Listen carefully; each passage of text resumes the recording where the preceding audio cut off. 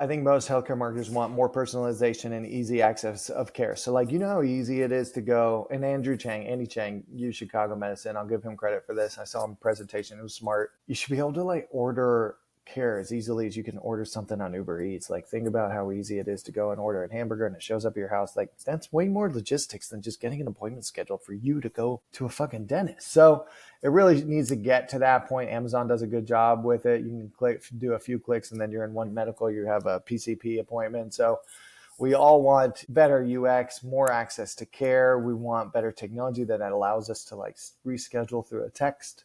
Tend Dental does this really well. You can reschedule a text, all of that stuff. And so it's incumbent on these medical groups to put all this tech and systems in place when they're really small, and they don't.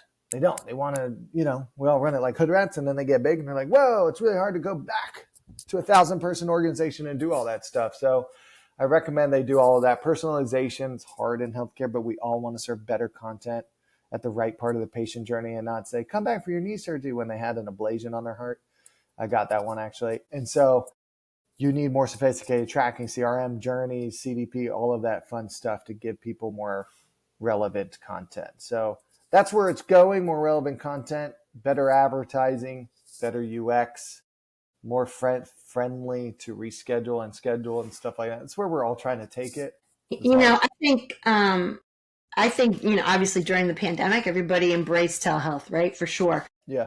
The things that I think that these health systems and these healthcare entities still struggle with is how do I really integrate telehealth and in-person health in a very seamless way, right? So they can either do one or the other. And the fact is, I would love to do a telehealth appointment for one or two little things, but I want to bring in my sick kid here when it's this way, right? So it's like, I think the dance of how you do that well is probably still not figured out for They'll most. figure it out because it's not easy. Sometimes you want this or that. Like the sick kid, we have Blueberry. You stick something in their ear and then a provider can see it. But sometimes you just need to bring them in because it's not going to be a sticking something in the ear or they just look at them on a camera. I had pink eye.